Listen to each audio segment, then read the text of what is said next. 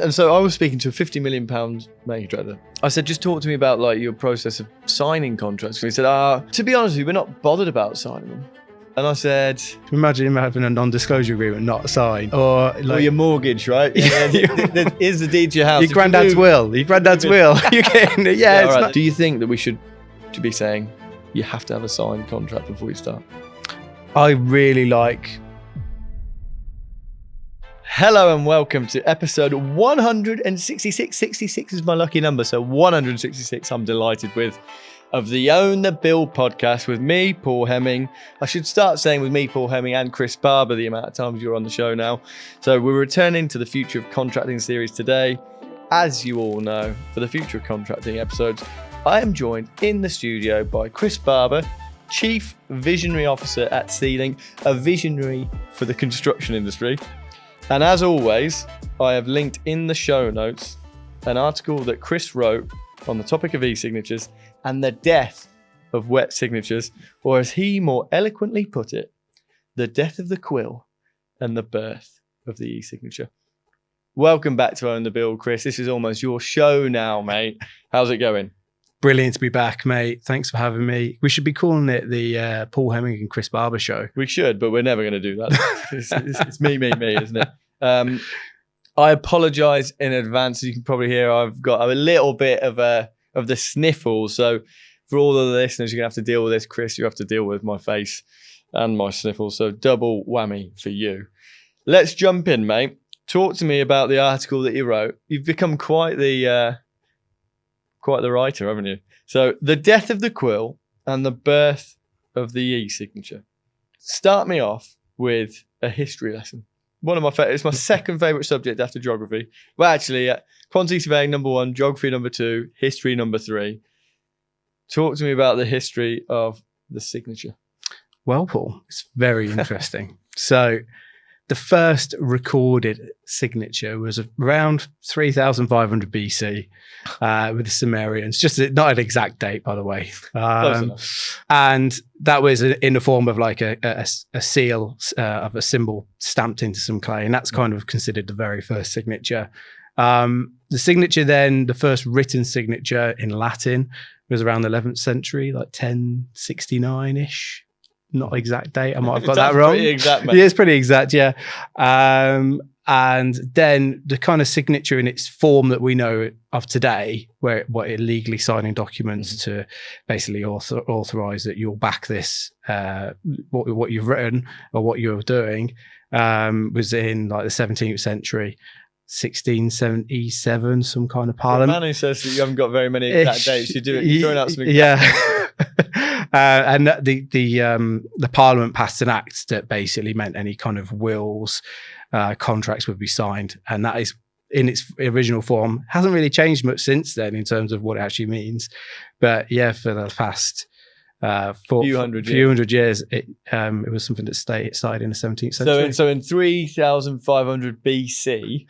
It was in clay. And then I think you said 1069. So 1,000 years ago was the first written or quill. Yeah.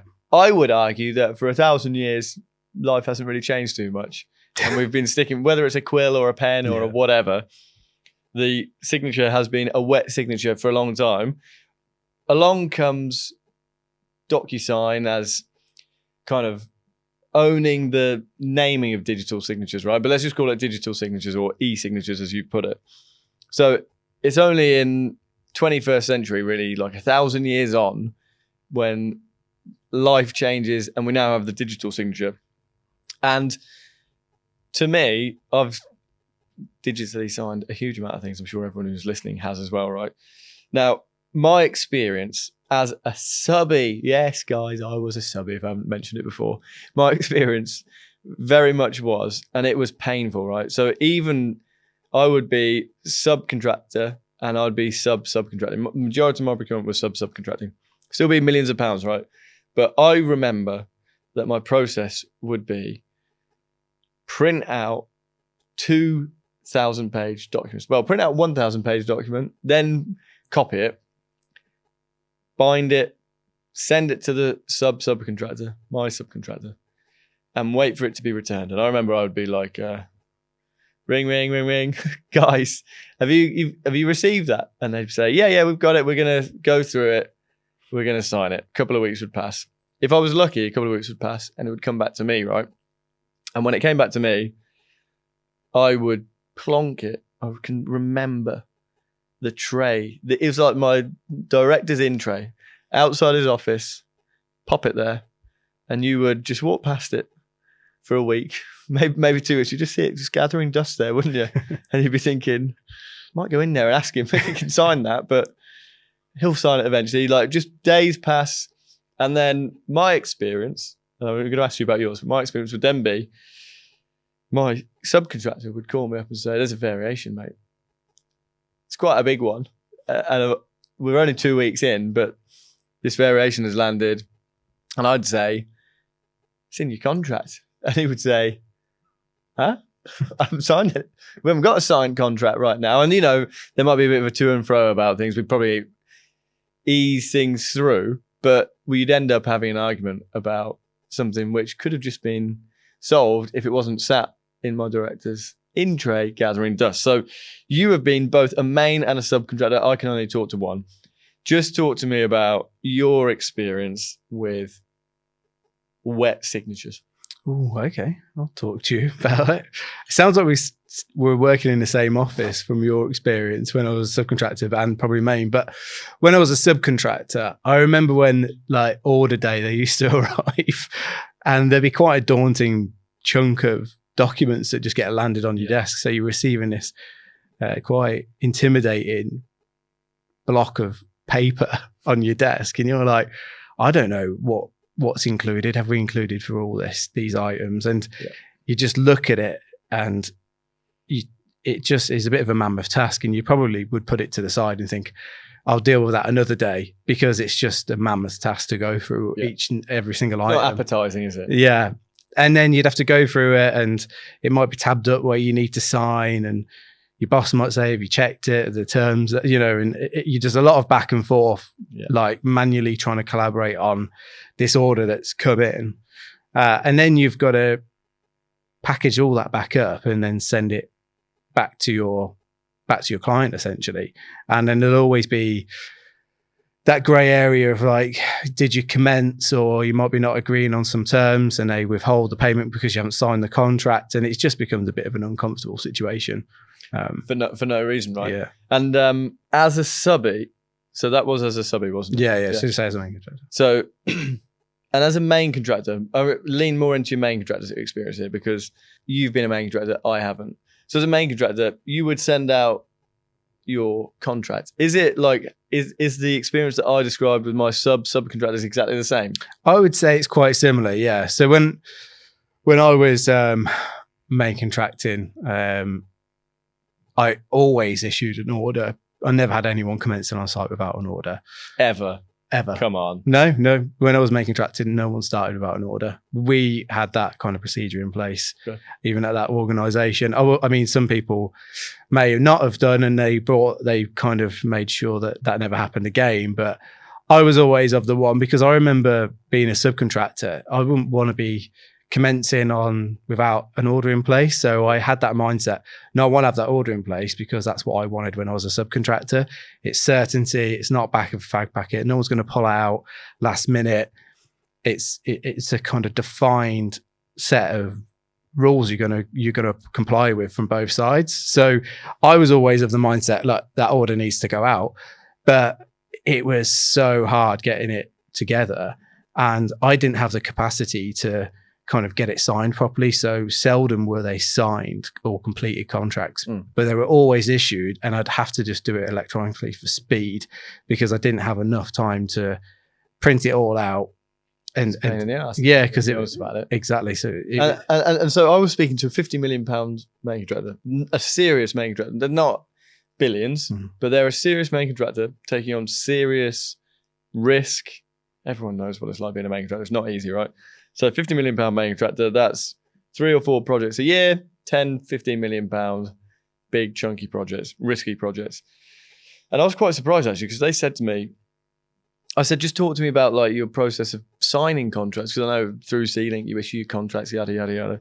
Talk to me about signing them. He said, to be honest with you, we're not bothered about signing them.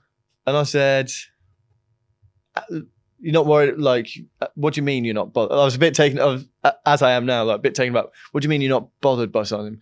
He's like, well, you just can't get them signed, can you? So kind of got ourselves into this process where you don't sign contracts and it is what it is. But don't worry, we've got a couple of tricks up our sleeves to make sure that we're covered. I was like, talk to me about those tricks that are up your sleeve. And I thought, I reckon I know what they are because I've been a subby and you know what they're going to be. You probably know what they are, right? And everyone listening knows what they are. So talk me through them. And he said, okay, so, well, we've got a clause in there which says, if you start on site, you've accepted this contract. It's a classic one, isn't it? There's then condition precedent clauses, i.e., if you don't accept the contracts, we won't pay you. If you don't accept the contracts, like warranties, there's all kinds of things, right? So on and so forth. And these are all things that, whether they're uber intelligent, uber mature, these are things that every construction company is doing, because we seem to have this wider issue generally that because you've got a gun to our head in terms of program and everything takes so long that you don't get contracts signed, and it's just a thing, isn't it? Like how does the story of that company, that unnamed company, make you feel? Yeah, I mean, those clauses, and I know they're quite common, are sleazy, really, in my opinion. You think? I don't think they're great. I mean, imagine having I'm trying to think of an important document that you'd want executed and fully signed, like an NDA not signed. Imagine having a non-disclosure agreement not signed. But how would you want? If you have a look at this, if you have a look at anything I've sent you, you have signed it. Yeah. It's not right. Or your mortgage, right? Is the deed to your house? Your granddad's will. Your granddad's will. You can. Yeah, it's not, he didn't sign it. But like, why is that acceptable in all other areas of the world apart from construction? Yeah, and construction is worse, right? Yeah, because on construction you say, I want you to deliver 5,000 square meters of curtain walling, and I want you to do it in this program, and I want you to do it to this budget with this design and this spec, and all these other trades on site. It's going to be so complicated. Cool. Yeah. And you go, well, actually, it doesn't matter if it's cool or not. You started, it's accepted. Yeah. It's just mad, isn't it? It's not really agreement, is it? Unfortunately, there is that underwritten rule where it generally, if you commence on the last bit of paperwork that was sent. So if they've got rigorous procedures in place where they're placing it before anything, like I used to when I was main contracted, it'd work. But someone might slip up. Someone might be starting on site that they don't know of, and they have already started, and the last thing submitted was a quote, and they could be in real big trouble. So they run that risk that someone new comes into the company, doesn't really fully understand how things are done, a trainee who's not quite familiar. You're exposing your business that way. And do you really want to be? You're not going to fulfill long-term relationships by imposing these kind of clauses onto your supply chain. Well, you are though, aren't you? I know you're not. Yeah. But we're just so used to it, aren't we? And I posted on LinkedIn, and you're one of my champion followers on LinkedIn, right? So you posted, you might have seen this, you might not have seen it, but so I posted about this conversation I had with this £50 million main contractor, all in the context of you need to get your contract signed.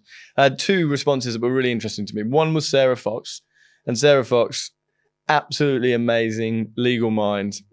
She said, you cannot start unless you've got a signed contract. Do it now, don't wait.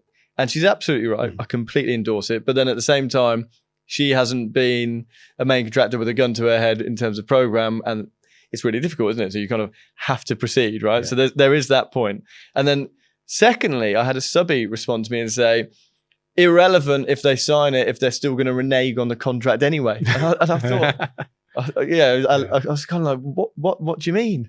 As in, so it was, that subcontractor was basically saying, pointless signing a contract anyway, because they'll renege on it as it is. And I just thought it was a perfect microcosm of the issues that we have, because on one hand, you've got amazing legal professional saying, do it by the book. On the other hand, I'm basically saying you need to sign a contract. It's good practice, do it. And then you have a subcontractor saying it's irrelevant anyway because you're going to get stitched up and no one will go by the book. Like, the whole system just feels completely fundamentally flawed. And your example of your granddad's will, your mortgage, whatever, would you do it in any other way, you absolutely wouldn't, would you? No, completely. And I think I remember reading the 2 comments, and I knew you were following me. Yeah, I mean, good best practice is you send like the terms out during the tender process, and you get them agreed. So when it comes to executing, it's just checking that the documents that are listed were the ones that you received, and it should be an easy process then of just saying, yeah, straightforward, tick. And you should be doing that kind of negotiation way before you sending it. And the wet way of signing it is just doesn't allow you, like you said, gun to your head, doesn't allow you to be agile and get those things executed quickly. And it gives you more excuse to just delay things and not sign because you've got to manually perform the process. Whereas if you say, look, yeah, you can read the contract, but you don't need to return it to me, post it, etc. You can just digitally sign it and we can move forward. It does change the dynamic of it. Yeah, absolutely. And actually, you kind of segued me nicely on. I wanted to talk to you about, so I agree, you want to send the contract with the tender. So that then basically, if you've gone through the process, this is how C-Link works, right? You send the contract with the tender. You say, this is what we want you to price, and these are the terms on which you would sign. Yes, there might be a bit of negotiation, but the contract is largely agreed. And so then when you come to signing, it's not a tick box. You're going to check it, but it should be a lot simpler, right? But I want to talk to you after the break about the impact of digital signatures. Does it make you change your perception of how much you need to check versus that hard copy? And we'll do that right after this break. So, Christopher, we ended that half of the show. I mean, we talked in that first half about the annoyance of wet signatures and like how much of a pain it is for both main and subcontractors. Talk to your experience, talk to mine. As we were talking there, and, you know, people will be listening to this and thinking, oh, I've done DocuSign. I'm just going to say DocuSign for the sake of this show, just to keep it simple. I've done it, and you kind of, you go in and you say, next, sign, done. Right? And, you know, whether that's a tenancy agreement, whether it's, I don't know, you get sent stuff now by DocuSign, right? And I was thinking as you were talking in the first half of the show about what it was like when you had 2 lever arch files on your desk. And you thought, I've got to really go through this and just check before I give it to my boss or whatever, right?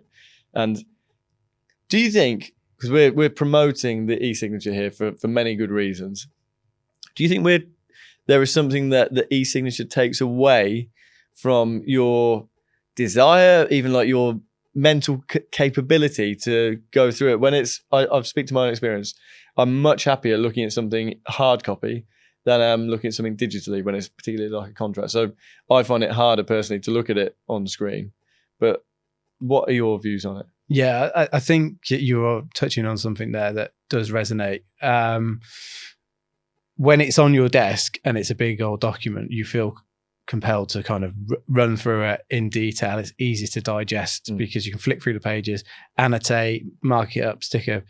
And I get all that. And the e-signature process, it does kind of like fast click straight through, bang bang gone, and it, you know, the some experiences I've had with other software, digital signature software, it can look a bit grayed out and it is harder to track and not allowing the collaboration. So there is that element. I think you're right on that side of things, but I think that we need to adopt a different process and have terms agreed before you even send anything. So I think it's really bad practice to impose terms on someone and go, like it, lump it, you're starting next week. And everyone's in a rush and it's all handshakes and smiles at this stage. You're like, yeah, crack on, we're getting on, we're going to start. What's the contract, by the way? Yeah, what is that? I've sent it you, it's in your inbox. And you're like, oh, okay, yeah, I'll look at it another time. It's numbered document 97. You didn't see it, but I thought we were talking about everything on the terms that you'd accepted. Yeah, the document 97. And it goes down to how complex contracts are, and we could talk about this for forever. Yeah. You know, if you've got a highly complicated contract, you kind of ask why have you got that? If you're a main contractor, why the hell is it like that? Client gave it to me. Yeah, well, then again, you're accepting major risks with your client, aren't you? So something to consider. And something you're going to impose on like a painting contractor who's doing 20 grand's worth of work doesn't stack up. Or for most of your supply chain, it doesn't stack up. And that, you know, if you've got like a big chunky document like that, you should probably have a meeting about it, and each side just spend some time on lawyers, really trying to negotiate it aside, really. Yeah. But yeah, e-signature does kind of take that away from that element where that perception, big document, I've got to go through it, I'm really worried about it, I should get it checked. But what you're contending is that, yes, having a 400-page contract signed by e-signature does distill or makes it less, not relevant, but you don't have to you won't go through it in quite the same way. However, if it comes with the inquiry, you say, I want you to price for the painting in your example, and here's the contract that you'll be on. These are the payment terms. These are blah, blah, blah, blah, blah. Then as you're digesting that as the person pricing, you kind of know the terms that you're operating on, and the contract doesn't come as a surprise. So you have to check it much less. But it is an interesting point, isn't it? Because there is something that you do perhaps lose in the paper, but there's so much that you gain from time, basically, and all the other waste that comes with paper. Exactly, warranties, etc., etc. So completely. And just this week, it's been a busy week, hasn't it? I've been doing all this all this nonsense, talking to £50 million main contractor, and then me and you commissioned some like internal research almost, didn't we? This is how sad we are. But we did this. We looked at the top 50 construction companies. That's basically the Balfour Beatties, the Maces, the top 50 construction companies in the UK today. And we realised that they have 260 QS vacancies. So that's approximately 5 each. They have a budget, therefore, of about 500,000 each for recruitment of these QSs, including like the recruitment costs. And therefore, there is a budget of about £20 million at just the top 50 companies, which is all about, we haven't got enough QS resource, we need more. So with that in mind, do you think there are efficiency gains that can be made for QSs with e-signatures? Absolutely. Yeah, massively. I commissioned my own research as well, Paul, believe it or not, for this article. So when I was going through it, I was originally going like top level. And then was a bit tongue-in-cheek in part of the article, which you'd expect from me. But I looked at the time first, and I did a bit of time and motion, Paul. So I went back to my QS roots. It's a normal Saturday. Yeah, mate. I haven't had much going on really, Paul. My life's been pretty dull at the moment. So yeah, I went through time and motion, literally broke down all the tasks of how you would send out a contract. Yeah, how I would get an order executed. And, I might be pretty slow. I might have been slow, but I looked at it and I had a range of about 80 to 200 minutes per. And what's that process? I know this is really boring, but like you've got the contract and you're ready to send it out. You're like, this is the finished contract. I'm ready. Yeah. Just talk me through loosely what those steps are, because everyone listening will go, 200 minutes to do that. You mad? Yeah. Okay. So there was 12 points of contact, not that I was counting. So this was Saturday and Sunday. Yeah, I'm going to probably mess this one up, but we had like create order, which would be a Word document, then turning it into a PDF. Then you'd be combining it, so you'd have to dig out all the relevant information and combine it. Then you'd be like printing it out, and then you would be binding it, stapling it, getting it into a nice format. You would then post it. That's 6, isn't it? I think we're at. Might have lost count by now. I'm not tracking it, mate. But you would then email a copy out as well. Just say, look, this is coming out to you. The subcontractors then got to receive it and either print it out themselves if you sent it electronically only, or they've got to print out. You're printing 2 copies as well. You should be really. So they've got to print it out or just sign it themselves. They've then got to package it back up and reissue it to us. So we're on 9.9-ish there. I've then got to receive it. Someone's got to receive it. Put it on your boss's tray, wait for it to gather a bit of dust. Exactly. And I won't look at it for another 6 months until I have to refer back to the contract. I then got to get it countersigned. Scanned in. And then I've got to scan it. And then guess what I've got to do? Send it back again, the second copy. So you're 12 points there. All whilst in that, I was talking to you in the first half of the show about it, sat on my boss's in tray for 2 weeks. All while during that 2 weeks, subcontractor director calling up saying, where's this can I have my contract back?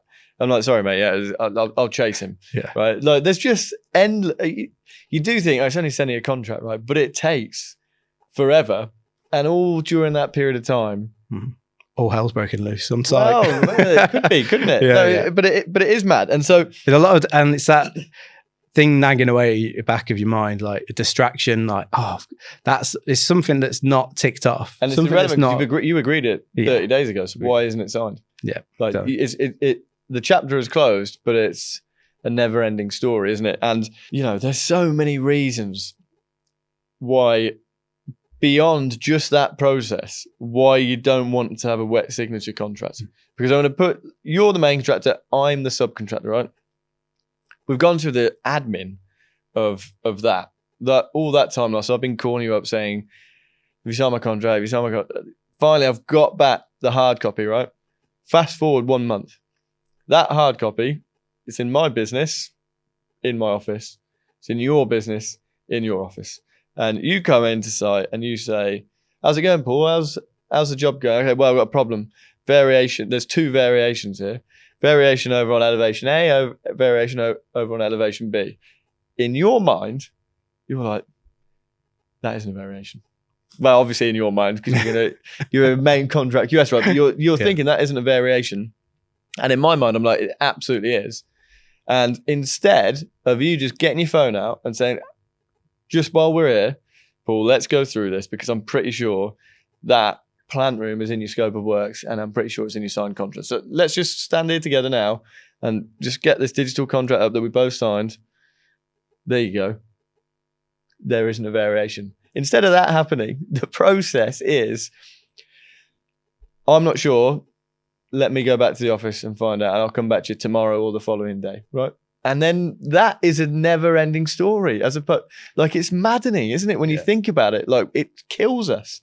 Wet signatures kills the QS and the relationship and everything, because then you come back to me 2 days later and I think, I don't agree with you. Do you know? Like, you can't. It's ruins the relationship. We cannot be agile. Yeah, we cannot be agile and maintain relationships with wet signatures, not with the scale of contracting that's required. All the depth of the supply chain just doesn't permit old-fashioned wet signatures that haven't evolved since the 3,500 BC. Mate. Yeah. Okay. We'll roll with that. So I was with one of our tier 1 clients the other day, and they said, we think that wet signatures used to take us 30 days to execute. That completely kind of resonates with my experience. I'd kind of think 2 weeks either side. 2 weeks for the subby to sign it, 2 weeks for us to sign it, because it's in that in tray. They now think they get it down to less than a week, 5 days, which still kind of talks to the fact that for a few days, you're going to check it digitally and you're going to go through and do all of that. So it still isn't click your fingers and it's done, but it's a lot quicker. And they were kind of describing to me like the peace of mind that it gives them, really. And what happens if you don't have a signed contract? We've talked about that variation example, right? But if you don't have a signed contract, before you know it, there's warranties, there's the variations, there's payment terms. Then if there's a dispute, what is, like, who's governing that dispute? There's so much, like, how does it make you, have you been in a situation where, well, I guess you haven't, because you say you never went on site without a signed contract, but I've been in a situation before where there wasn't a signed contract. I never subcontracted without. So any subcontractors I had on my site all had always an order. No, they always had an order at least, Okay, and so then, but not necessarily signed. Not necessarily signed. Because I was going to say, because that's hard to come by. Yeah. So were there ever any situations for you where a subcontractor of yours had an order that wasn't signed, that then spiraled into a dispute? Yeah, I think I might have had one or two occasions where they're like, yeah, we haven't agreed it though, mate. And a mate not really being actually a mate, just go, you're not many people. Yeah, exactly. And and then we didn't agree to it, and then it's just an uncomfortable and unnecessary distraction to have, isn't it? Whereas if you've got something fully executed, regardless of who's right or who's wrong, it's executed, it's done. That's what I mean. That's why I get the phone out, look at the digital contract, the plant room. Actually, yeah, you're right. Plant room, it is a variation pool. Fair enough. I'm wrong. Yeah. As opposed to, or vice versa. Like, it just does the job, doesn't it? Less ambiguity, right? Yeah. Because I've been in a situation before where there's no signed contract. I've been the subby and there's no signed contract. So kind of both ways. And there's always, without it, for whoever is on the back foot, well, I could say I never signed that contract. Isn't it? Because it's kind of like, how do I get myself out of this position that I find myself in? Yeah. And the reality is, you can find yourself in a pretty sticky position on a project at least like within 1 month. Yeah. Oh, I ask you a question here. Why do you think we've got those clauses in those contracts, those acceptance by commencement, and, you know, why do you think we've got that in? Well, I'm going to be mean to main contractors here because I was always a subby, but the reason why you've got it in, my honest view was always that because then it gives you no license to say anything whatsoever. I believe it's in there because we realised after so many years, decades, that we can't turn around contracts quick enough to get people on site, and it's affecting program because paper and wet signatures are just too slow. So we're going to have to put a clause in there that helps speed things up for us. Yeah, that's a really good point, isn't it? Like, it's basically saying the system is broken. Let's hack it. Yeah. Yeah.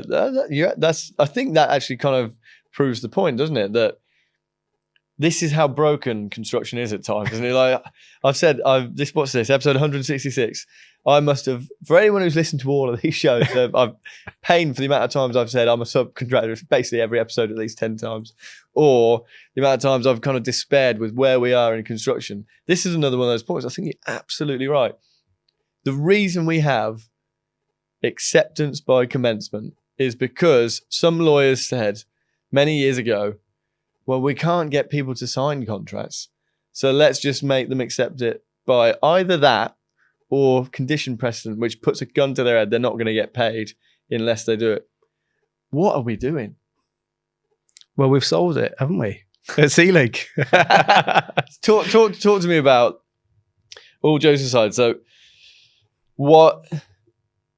how you think the perfect digital tender, digital contract, and digital contract execution process should work then. Okay, so I'm going to plug C-Link. Come on. Obviously for this. So my ideal workflow would be using software like C-Link, connecting, 12 points of commercial and procurement processes that we do, and taking the original tender, getting your tender documents together.